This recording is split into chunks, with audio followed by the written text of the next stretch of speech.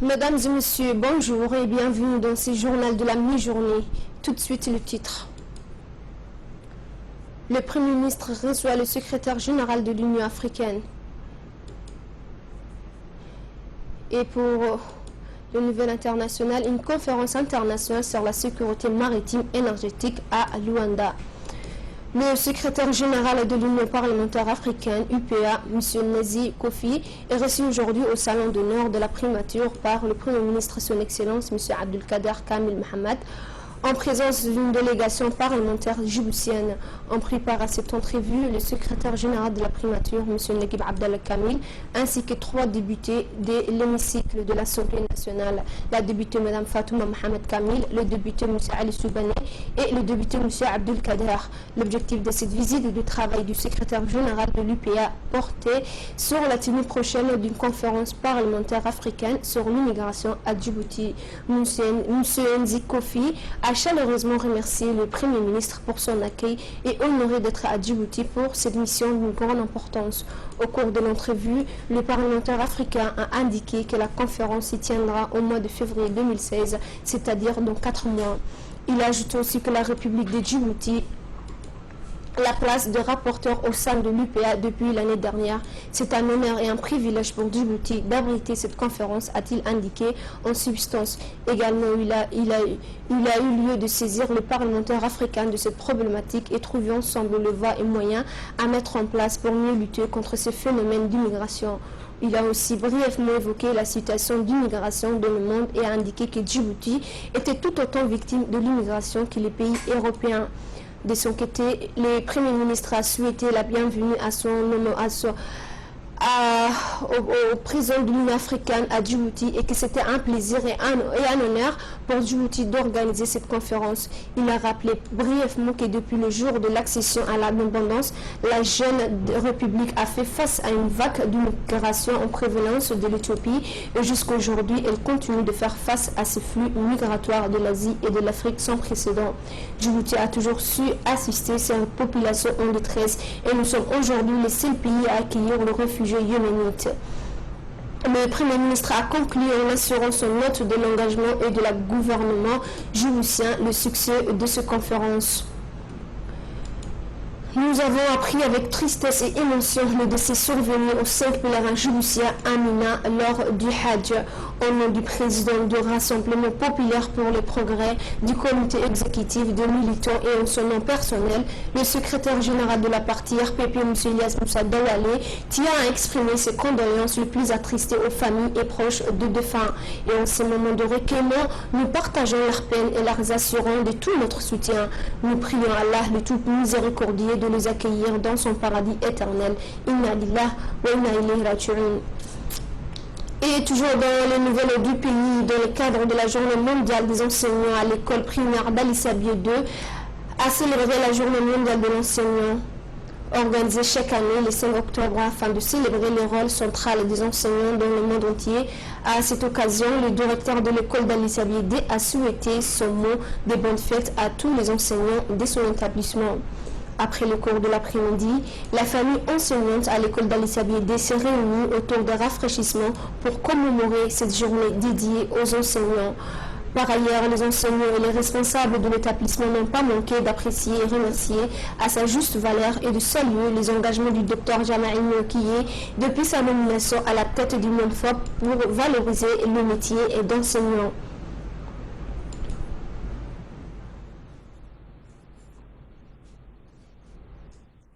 Et à Dikil, une tournée musicale d'Arhutour de 2015 dédiée à la fête de l'Aïd al-Adha s'est clôturée dans la ville de l'Unité avant-hier soir à la place de l'Indépendance. Une soirée musicale qui a été marquée par une ambiance totale dont les principaux artistes étaient des grands artistes de pays voisins tels qu'Ali Africano, Ahmed Al-Gohari plutôt, Benyamin Ishato et aussi des artistes djiboutiens tels que Ahmed Mohamed Aman dit Amanda, Fatouma Mansour et enfin l'artiste de la région Okos Mohamed Abdillahi. Une ambiance totale et très festive avec des chants en langue afar, somali, amhara ont été chantés par ces artistes. On prépare également à ces soirées M. Badoul Hassan Badou, le ministre délégué à la jeunesse, accompagné de Mme Aïcha Mohamed Roblé, du préfet de la région Mohamed Cheko Hassan, du président du conseil régional M. Abdelrahman Mouns Aré, ainsi que la société civile de la région. Rappelons que l'objectif de l'animation était de promouvoir la musique à travers des concerts gratuits à Djibouti-Ville et dans les régions de l'intérieur.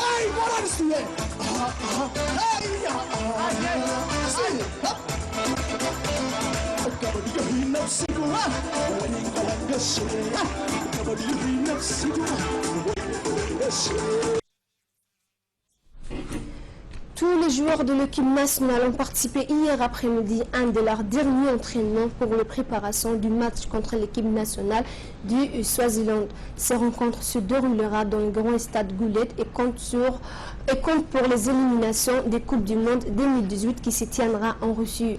L'équipe nationale est bien préparée pour ces rencontres internationales et ces séances des entraînements a été dirigée par les sélectionneurs de l'équipe nationale, M.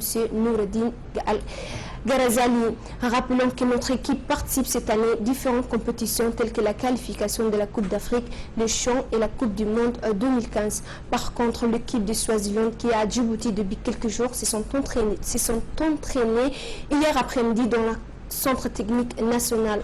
L'équipe de Swaziland de football est constituée par une sélection de meilleurs joueurs du championnat de leur pays sous l'égide de la Fédération de Swaziland.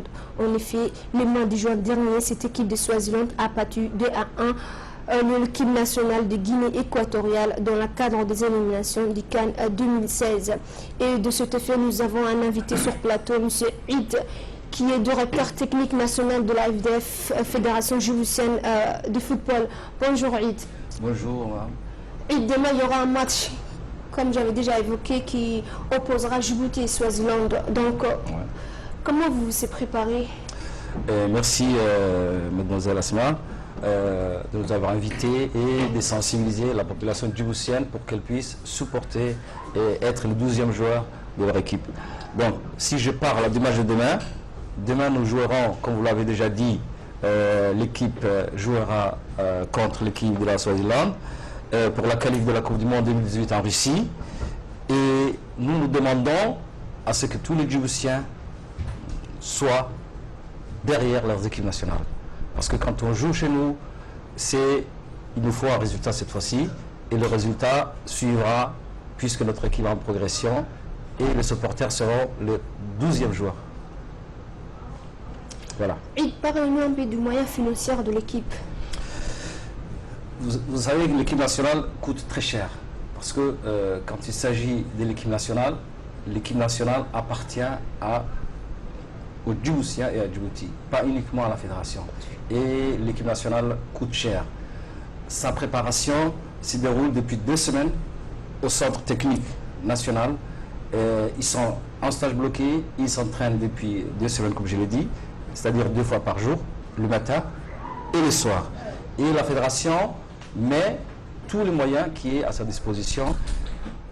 Même si le moyen est limité pour arriver à un résultat, il faudra encore mettre plus d'argent parce que le football actuellement est financier. Pour arriver à un résultat, il faudra mettre plus de moyens à l'équipe nationale. Et comment est la morale de l'équipe et le niveau de notre football de manière générale? Si je te parle du moral de l'équipe, l'équipe actuelle, c'est une très bonne équipe, de jeunes qui ont participé comme vous l'avez souligné dans le journal, qui ont participé à plusieurs matchs. Et en fonction de ces matchs qu'ils ont joués, ils acquièrent de l'expérience. Et le moral est bon puisque nous les avons entretenus depuis 2 semaines ici. Même si ce n'est pas assez, je pense que le moral est bon. Et on joue chez nous. Donc, le résultat doit suivre, Inch'Allah. Quant aux équipes Swaziland, l'équipe Swaziland, c'est pas... Même si c'est une bonne équipe, nous avons joué contre le Togo. C'est pas le niveau du Togo, mais c'est une équipe qui est à notre portée et on a notre chance. Et Inch'Allah, je pense qu'on est optimiste pour ce match de demain après-midi avec les Djiboutiens qui sont derrière nous. Inch'Allah. Et, je continue. Si je parle, vous m'avez posé aussi une deuxième question qui était dans la question, c'est le niveau de l'équipe, de notre football. Vous savez, depuis un certain moment, notre football est en train de grandir. Et qu'est-ce qui amène, qu'est-ce qui hausse notre football? C'est l'encadrement technique, puisque nous avons un cadre bien formé maintenant à la fédération. Nous avons des cadres qui sont compétents. Et en fonction des matchs amicaux joués avec des équipes étrangères, je pense que le niveau est maintenant en train de progresser. Mais pour qu'on puisse arriver à un niveau régional ou international, il faudra, parce que l'équipe nationale c'est quoi? C'est les équipes qui jouent, qui évoluent dans notre championnat. Donc ces joueurs-là qui évoluent dans les différents championnats les sponsors doivent mettre le paquet pour que nos équipes jouent dans les différentes compétitions africaines, telles que la CAF, la Coupe des clubs champions africaines. Et là, moi je dis que nous aurons, notre équipe sera compétitive, Inch'Allah. Inch'Allah, et bonne chance à vous et bon courage à l'équipe nationale. Merci. Et la page nécrologie à présent, c'est avec consternation que nous avons appris le décès survenu à Mahmoud Malo Guedid. Feu Mahmoud Malo a travaillé à la poste de Djibouti au chemin de fer et décédé à l'âge de 76 ans, était le beau-frère de notre confrère Aboubakar Moussa. Il laisse derrière lui une femme et 3 enfants et 4 petits-enfants. Que Dieu l'accueille dans son paradis éternel. Inna lillahi wa inna ilayhi raji'un. Et pour l'actualité internationale, l'Afrique, la conférence internationale sur la sécurité maritime et énergétique à Luanda. Luanda, qui est la conférence internationale sur la sécurité maritime et énergétique depuis ce lundi 7 jusqu'au 9 octobre 2015. La capitale angolaise réunit quelques 600 délégués de 60 pays ainsi que des organisations régionales et internationales. Commentaire de Léna Assoé.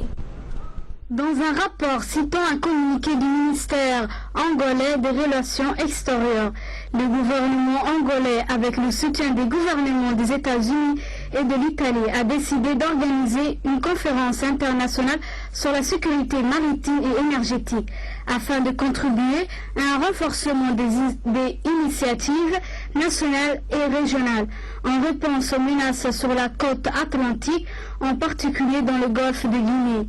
Si elle doit, pour l'Angola, encourager le partage d'informations entre les parties concernant la sécurité maritime et énergétique, cette conférence va au niveau régional, examiner et recommander les étapes importantes pour développer la capacité et l'exécution globale des stratégies de sécurité maritime africaines. Cette conférence internationale sur la sécurité maritime et énergétique vise plusieurs objectifs. Il s'agit notamment d'analyser les causes et les stratégies à mettre en place pour combattre la criminalité dans le golfe de Guinée, le trafic d'êtres humains et le blanchissement d'argent, afin d'assurer un réel développement de l'économie.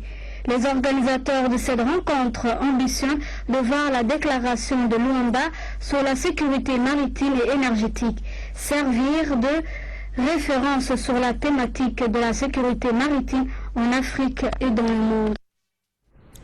Les forces navales russes participent à l'opération en Syrie. C'est la confirmation en image de l'intensification de l'opération russe en Syrie. Des croiseurs russes stationnés dans la mer Caspienne ont tiré 26 missiles et tous visaient l'État islamique, assure Moscou, qui dit avoir détruit tous ses cibles. Pour la première fois depuis le lancement de l'opération russe en Syrie, il y a 8 jours, les forces navales sont donc impliquées et la Russie synchronise son action avec les assauts de l'armée de Bachar al-Assad.